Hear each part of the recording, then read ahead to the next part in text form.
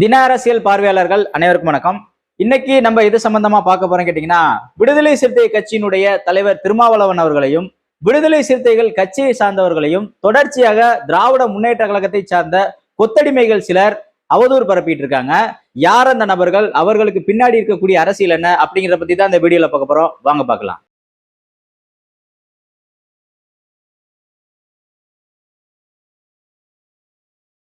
அதான் மக்களே, இந்த வீடியோக்குள்ள போறதுக்கு முன்னாடி வழக்கமா உங்கள்ட்ட ஒரு கேள்வி கேட்பேன். அந்த கேள்விக்கான பதில உங்கள் கருத்துக்களை கமெண்ட் பாக்ஸ்ல கமெண்ட் பண்ணிருங்க.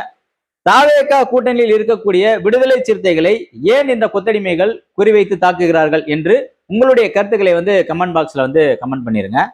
அதான் மக்களே, இந்த 2026 தேர்தல் முடிந்த பிறகு நடந்த இந்த சம்பவங்கள் எல்லாமே உங்களுக்கு தெரியும். குறிப்பாக இந்த கூட்டணி ஆட்சி என்ற ஒரு விஷயத்தை விஜய் அவர்கள் தொடங்கி வச்சிருக்காரு. அது மட்டும் அல்லாமல் பல்வேறு தலித் மக்களுக்கு அங்கீகாரம் கொடுத்திருக்காரு. கிட்டத்தட்ட ஒரு 8 அமைச்சர் பதவியை கொடுத்திருக்காரு. இஸ்லாமியர்களுக்கு அமைச்சர் பதவி கொடுத்திருக்காரு. இதை பொறுத்து கொள்ள முடியாத திராவிட முன்னேற்ற கழகத்தின் ஊதுகுழல்களாக செயல்படக்கூடிய கொத்தடிமைகளும் இதே போல் பெரியாரிஸ்டுகள் என்ற ஒரு முகமுடியை மாட்டிக்கொண்டு அனைதினமும் திமுகவுக்கு சொம்படிப்பதே வேலையாக இருக்கக்கூடிய ஒரு சில பெரியாரிஸ்டுகளும் விசிகாவை தொடர்ச்சியாக குறிவைத்து தாக்குகிறார்கள். இது என்னன்னு கேட்டீங்கன்னா, இப்பொழுது விடுதலை சிறுத்தைகள் கட்சி என்பது தாவேகா கூட்டணியில் ஒரு மிகப்பெரிய ஒரு கட்சியாக இருக்கு. இன்னைக்கு பாத்தீங்கன்னா, பணம் கொடுக்காம ஒரு கூட்டத்தையோ ஒரு ஆர்ப்பாட்டத்தையோ ஒரு மிகப்பெரிய மாநாட்டையோ நடத்துதுன்னா முதலிடம் தாவேகா, இரண்டாவது இடத்துல விசிகா இருக்காங்க. அதுல மாற்று கருத்து இல்லை. ஏன்னா தமிழக வெற்றி கழக தொண்டர்கள் விஜய் அவர்களுக்காகவும் விடுதலை சிறுத்தைகள் கட்சியை சார்ந்த தொண்டர்கள் திருமாவளவன் அவர்களுக்காக மட்டுமே அவர்கள் பின்னாடி நிக்கிறாங்க. வேற எந்த ஒரு எதிர்பார்ப்பும் கிடையாது, எந்த ஒரு பலனும் கிடையாது. இதில் மாற்று கருத்து கிடையாது.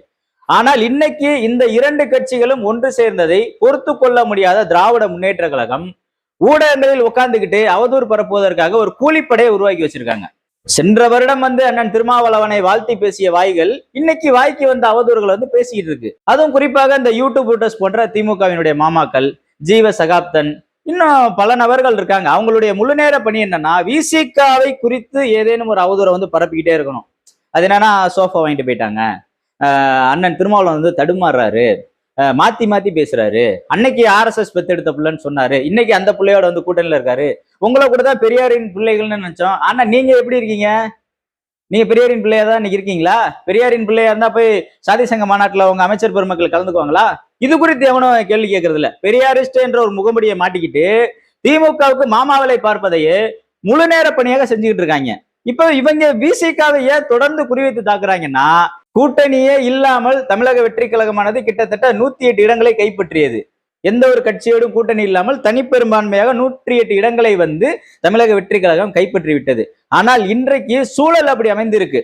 தமிழக வெற்றி கழக கூட்டணிக்குள் விசிகா, கம்யூனிஸ்டுகள், காங்கிரஸ் போன்ற கட்சிகள் இணைந்த பிறகு இந்த கூட்டணியுடைய பலம் அதிகரிக்குது. இந்த பலம் அதிகரிப்பதால் இந்த திமுகவினர் அதை ஏத்துக்க மாட்டாங்க. எப்படி ஏத்துக்குவாங்க? காலங்காலமா அதிகார போதையில் இருந்து மக்கள் பணத்தை சுரண்டி தின்று கொளுத்தவர்கள் எப்படி ஏழை எளிய மக்கள் அதிகாரத்துக்கு வர்றதை ஏத்துக்குவாங்க? எனவே தமிழக வெற்றி கழகத்தில் இனி இருக்கக்கூடியவர்கள் எந்த ஒரு பொருளாதார பின்புலமும் கிடையாதவர்கள். அதே போல விடுதலை சிறுத்தை கட்சியிலும் பெரிய செல்வந்தர்கள் இருக்க மாட்டாங்க. கூலி தொழிலாளிகள் தான் நிறைய பேர் இருப்பாங்க. பைக் மெக்கானிக், ஆட்டோ ஓட்டுறவங்க, கொத்தனார் வேலைக்கு போறவங்க, இது போன்ற கூலி வேலைக்கு போனவங்க தான் விடுதலை சிறுத்தை கட்சியில பொறுப்பாளரா இருப்பாங்க. எனவே இன்னைக்கு இது போன்ற ஒரு கட்டமைப்பு உருவாகுது.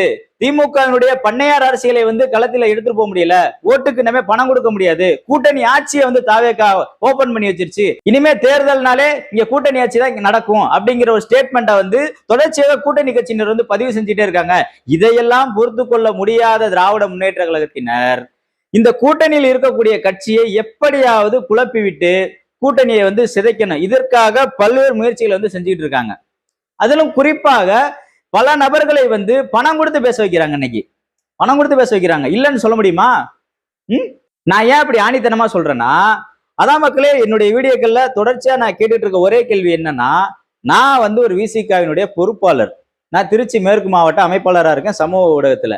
நான் என்னுடைய தலைவருக்காக நான் கட்சியில இந்த யூடியூப் நடத்திட்டு இருக்கேன். என்னுடைய சம்பாதிக்கக்கூடிய காசில் இருந்து பாதி காசை எடுத்து அந்த மாநாட்டுக்கு விளம்பர பதாக இது போன்ற வேலைகளை செய்கிறோம். எங்களுடைய தனிப்பட்ட பணத்தை எடுத்து கட்சிக்காக செலவு பண்றோம். அண்ணன் திருமாவளவன் அவர்களுடைய கரத்தை வலுப்படுத்துவதற்காக நான் வேலை செய்யும் நேரத்தில் ஒரு நேரத்தை ஒதுக்கிவிட்டு இந்த ஊடக பணியை நான் தொடர்ந்து செஞ்சுக்கிட்டு இருக்கேன். ஆனால் இந்த யூடியூப் ரூட்டர்ஸ் இன்னும் நிறைய நபர்கள் இருக்காங்க. இவர்கள் எல்லாம் திமுகவிற்கு சொம்படிக்க வேண்டிய அவசியம் என்ன? என்ன சொல்லுங்க? என்ன தேவை இருக்கு? அவ்வளவு அவங்களுக்கு திமுக மேல அக்கறை, திமுகவை முட்டு கொடுத்து முட்டி தூக்கணும்னு ஒரு அவசியம் இருந்தா அந்த கட்சியில போய் இணைந்து பணியாற்றலாமே. ஏன் கட்சியில இணையாம வெறுமனே ஒரு யூடியூப் வச்சுக்கிட்டு திமுக ஆதரவு, ஆனா பெரியாரிஸ்ட் பேரு இவங்களுக்கு. பெரியார் இதைதான் சொல்லி கொடுத்துட்டு போனாரா? யார் ஆளுங்கட்சியாக இருந்தாலும் கேள்வி கேட்பவன் தான் பெரியாரிஸ்ட். அதை விட்டுட்டு திமுக என்னைக்கெல்லாம் ஒரு சிக்கல்ல மாட்டுதோ, திமுக என்னைக்கெல்லாம் ஒரு குற்றச்சாட்டிற்குள் உள்ளாகுதோ அன்னைக்கெல்லாம் முட்டு கொடுத்து முட்டி தூக்குவதுதான் பெரியாரிஸ்டுகளுடைய வேலையா? பெரியார் உயிரோட இல்ல, இருந்ததுன்னா அந்த கம்பெடுத்து உங்க மண்டையில உடைச்சிருப்பாரு. நிஜமா. அது மட்டுமல்லாமல் விசிகாவுக்கு ஆதரவாக சமூக வலைதளங்களில் பேசும் பல்வேறு நபர்களை என்ன ஆதவ் டீம் அப்படின்னு அவதூறு பரப்பிட்டு இருக்காங்க. அது என்ன ஆதவ் டீம்? நீங்க பேனா நிறுவனத்திட்ட பொறுக்கி தின்னுட்டு இருக்கீங்க, மாசம் மாசம் வாங்கி தின்னுட்டு இருக்கீங்க. வாங்கின காசுக்கு விசுவாசமா இன்னைக்கு அண்ணன் திருமாவளவன் அவர்களே கடிக்க வந்துட்டீங்க. ஆட்டை கடிச்சு மாட்டை கடிச்சு நீங்க மனுஷனை கடிச்ச கதையா? எந்த விசிகாவை பேசி பேசி வளர்ந்தாங்களோ, எந்த விசிகா மேடையில் ஏறி அண்ணன் திருமாவளவன் அவர்களை புகழ்ந்தார்களோ அதே வாய்கள் தான் இன்னைக்கு திமுக போடும் எலும்பு துண்டுகளை வைத்துக் கொண்டு அண்ணன் திருமாவளவன் அவர்களை கேள்வி எழுப்புறானுங்க. கேள்வி எழுப்புறது பிரச்சனை இல்லை, அவதூறு பரப்ப கூடாதுல்ல. மக்களே ஒன்ன மட்டும் தெளிவா தெரிஞ்சுங்க, திமுக கூட நாளைக்கு பாஜகவோட ஒரு கட்டத்துல சமரசம் பண்ணுவாங்க. ஆனால் ஒருபொழுதும் விடுதலை சிறுத்தைகள் பாஜக பாமகவோடு சமரசம் செய்து கொள்ள மாட்டார்கள். இதற்கு அண்ணன் பல மேடைகள்ல சொல்லியிருக்காரு. அண்ணன் திருமாவளவன் சொல்றாருல, பாஜக பாமக இருக்கும் கூட்டணியில் விடுதலை சிறுத்தைகள் இருக்காதுன்னு. அதே போல் தெம்பு இருந்தால், திராணி இருந்தால், ஆண்மை இருந்தால் பாஜகவோடும் பாமகவோடும் ஒருபோதும் கூட்டணி கிடையாதுன்னு திமுகவால சொல்ல முடியுமா? முடியாது. இன்னைக்கு பாஜகவை ஆதரிக்கிற இடத்துக்கு வந்துகிட்டு இருக்காங்க. தொகுதி மறுவரையறை டீலிமிட்டேஷன் அது வந்தோடனே ஒண்ணு குதிச்சாங்க, வானத்துக்கும் பூமிக்கும் குதிச்சாங்க. ஆனா இன்னைக்கு திருச்சி சிவா எம்பி இருக்காரு, அவர் என்ன சொல்லியிருக்காரு? அந்த போட்டோ போடுறேன் பாருங்க. இதுதான் இவங்களுடைய சனாதன எதிர்ப்பு, RSS எதிர்ப்பு, பாஜக எதிர்ப்பு. ஒரு வெங்காயமும் கிடையாது. எனவே மக்களே தெரிஞ்சுக்கங்க, திமுக ஏதோ பெரிய கொள்கை குன்றெல்லாம் கிடையாது. அவங்க தேர்தல் வெற்றி தோல்விகளுக்காக எதை வேணா சமரசம் பண்ணிக்குவாங்க. ஏன் அதுக்கு ஆதாரங்கள் இல்லையா? ஏன் வாஜ்பாய் காலடியில போய் உளுந்து கிடந்தாரு? பதவிக்கு ஆசைப்பட்டு தானே பாஜகவோட போய் இணைஞ்சாங்க. அமைச்சரவையில எல்லாம் இருந்தாங்களே. இதான் இவங்க கொள்கை. அதுவும் குறிப்பாக உரிமை களம் ஊடகத்தினுடைய தோழர் இளம்பெருவழுதி அவர்களை டார்கெட் பண்றாங்க. ஏன்னா இன்னைக்கு இளம்பெருவழுதி அவர்களுடைய பதிவுகள் ஒரு விவாத பொருளை ஏற்படுத்துது. ட்விட்டர்ல அவர் போடக்கூடிய பதிவுகள் ஒரு பெரிய தாக்கத்தை ஏற்படுத்துது. என்னடா விடுதலை சிறுத்தை கட்சியில இருக்கான் இன்னைக்கு ஒரு பெரிய விவாத பொருளை உருவாக்குறானே அப்படிங்கிறத தாங்கிக்க முடியாத ஒரு சில திமுக கொத்தடிமைகள் இது போன்ற வேலைகளை செஞ்சுக்கிட்டு அவருக்கு ஒரு பட்டம் கொடுக்குறாங்க. என்னன்னே ஆதவ் டீம். ஆதவ்கிட்ட பணம் வாங்கிட்டு பேசிக்கிட்டு இருக்காராம். நான் என்ன சொல்றேன், ஆதாரத்தை வெளியிடுங்க. ஆண்மை இருந்தால், தெம்பு இருந்தால், திராணி இருந்தால் ஆதாரத்தை வெளியிடுங்க. நீங்க தான் வச்சிருக்கீங்களே பல்வேறு அமைப்புகள், அதை வச்சு இளம்பெருவழுதி பின்னாடி யார் இருக்கான்னு எடுத்து போடுங்க ஆதாரத்தை. எனவே ஊடக ஊப்பிகளுக்கும் கொத்தடிமைகளுக்கும் இந்த காணொலி வாயிலாக நாம் சொல்ல வர்றது என்னன்னா, இது அந்த காலம் கிடையாது. முரசொலிங்கிற ஒரு டாய்லெட் பேப்பர்ல வர்ற செய்திகளை படிச்சுட்டு இதுதான் உண்மைன்னு நம்பக்கூடிய மக்கள் இங்க கிடையாது. சமூக வலைதளங்கள் இருக்கு, ஒவ்வொருத்தர் கையிலையும் செல்போன் இருக்கு. என்ன நடக்குதுன்னு உடனுக்குடனே உண்மையை தெரிஞ்சுக்கிறாங்க. எனவே உங்களுடைய தில்லாலங்கடி வேலையில வேலைக்கு ஆகாது.